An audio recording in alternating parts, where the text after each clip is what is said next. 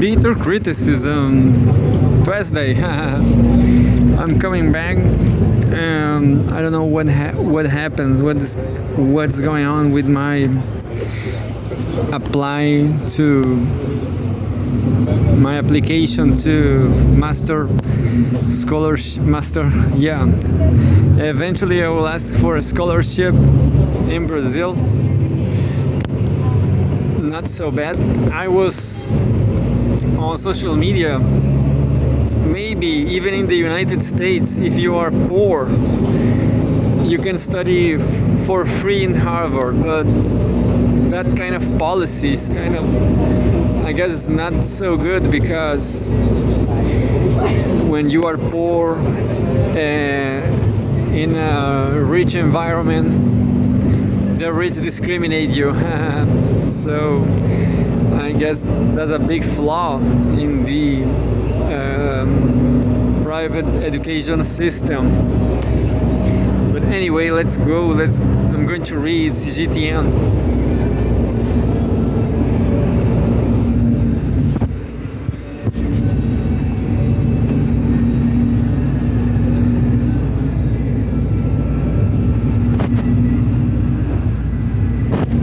I guess I'm not going to read the first one. It was something about military honors. I don't like the concept of honor, because it is debatable, 100% relative.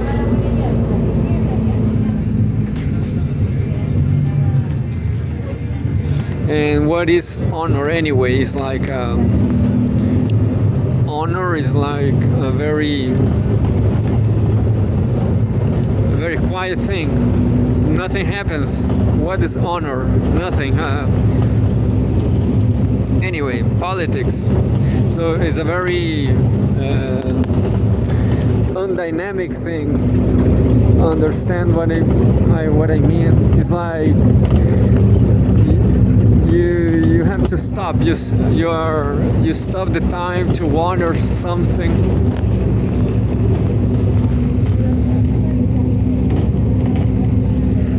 The news I'm going to read says President Xi Jinping says China-Russia relationship model of major country ties. Let's see what this is from. Hey.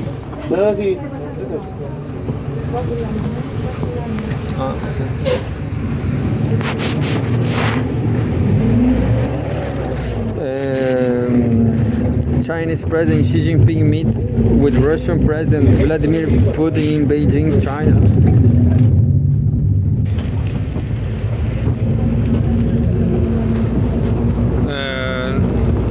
Well, this is a great news for China and Russia. Oh, look, car accident. Major car accident with...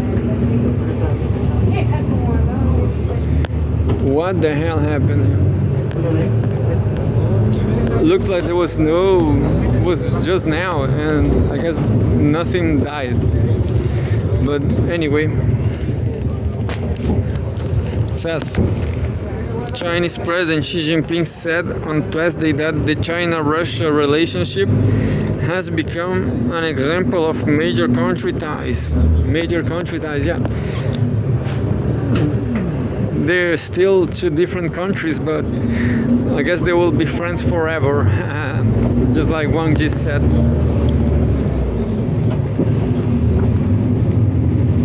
Featuring permanent, good neighborly friendship, comprehensive strategic coordination, and mutually beneficial cooperation. She made the remarks while holding talks with Russian President Vladimir Putin, who is in China for the Shanghai Cooperation Organization (SCO),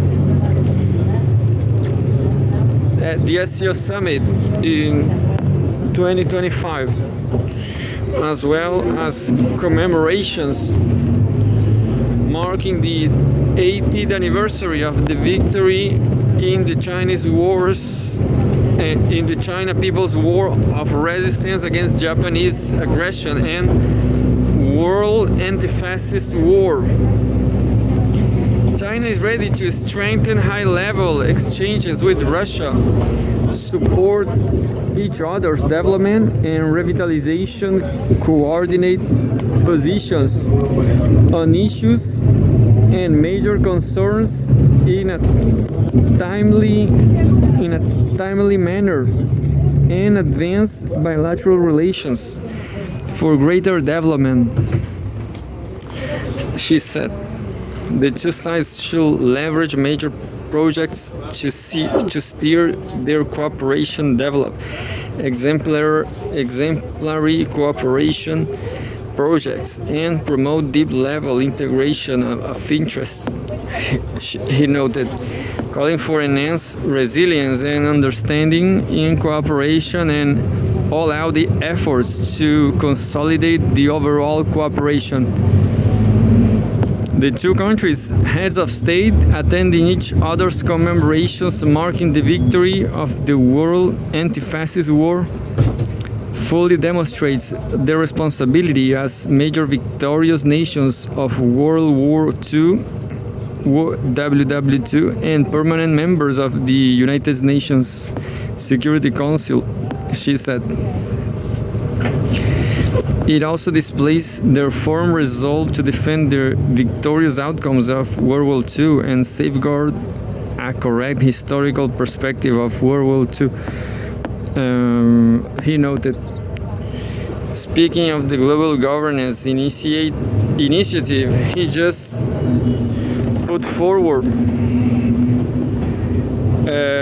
she said, the aim of proposing the initiative is to work together with all like-minded countries to resolutely safeguard the purposes and principles of the UN Charter and build a more just and equitable global governance system. China and Russia should further enhance coordination on multilateral platforms, including the UN and SCO, BRICS and G20, and jointly build a community with a shared future for humanity, she said. Source, Xinhua News Agency. That was the first one. I'm going to show you the first one. It says China hold 5-day commemoration to honor fallen heroes. Oh, that's not that bad, but it's just a commemoration, you know. The war is over. And there's a third one related to the first. It says global poll: China's main eastern battlefield role in World War II recognized. Yeah, so recognitions and stuff. And well, there's not much news today. There's one saying about an Afghan quake death toll rises to 1,011.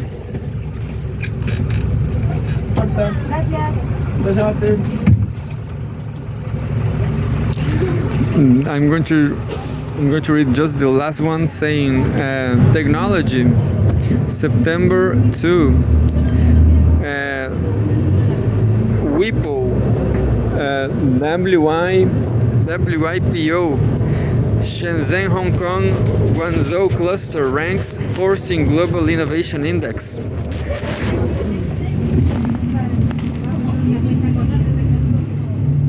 Says Shenzhen Science and Technology Museum in South China's Guangdong province, June 2025.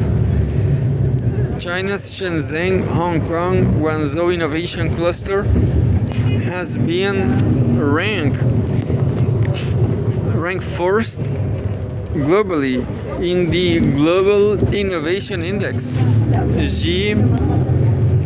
GII 2025's ranking of the world's top 100 innovation clusters released by the World Intellectual Property Organization WIPO on Monday. A spokesperson for China's Hong Kong Special Administrative Region HKSAR government said that the ranking reflects the high international recognition of the innovative capacity of the Guangdong, Hong Kong, Macau, Greater Bay Area, GBA. Vale, gracias.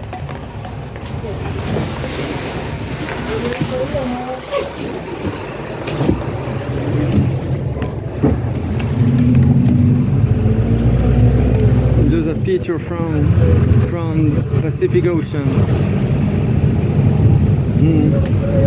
We're going to finish this news.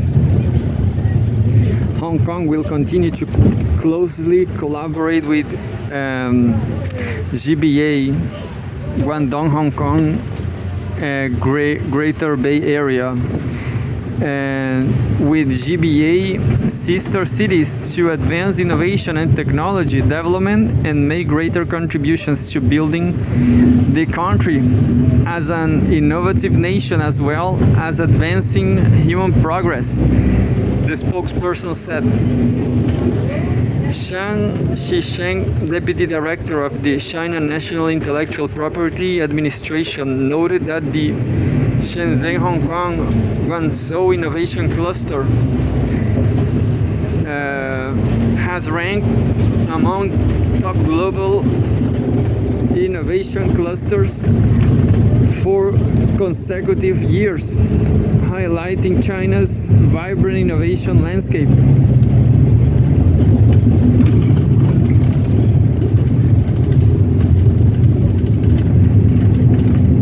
Chen Jiaochang, Vice Minister of China's Ministry of Science and Technology, said that Hong Kong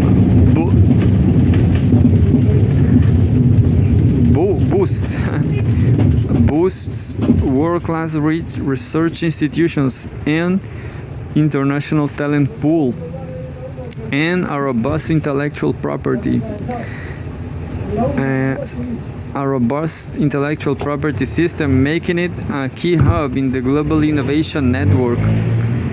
China's central government fully supports the HKSAR in accelerating the development of an international innovation and technology center. The GII cluster ranking identifies local concentrations of world-class innovation activity using three key metrics: international patent filing via the YIPO's Patent Cooperation Treaty, added this year the number of venture capital deals. The Shenzhen Hong Kong Guangzhou Innovation Cluster held the second position for 5 years before it overtook Japan's Tokyo Yokohama to clinch the top spot this year. The San Jose San Francisco cluster in the US took third place, while Beijing and Seoul were ranked 4th and 5th respectively. So we have a domestic competition in China. The top 100 global innovation clusters are distributed across 33 economies, economies, among which China leads with 24 clusters, followed by 22 in the US and 7 in Germany. So that's what I always talk about. China is the future.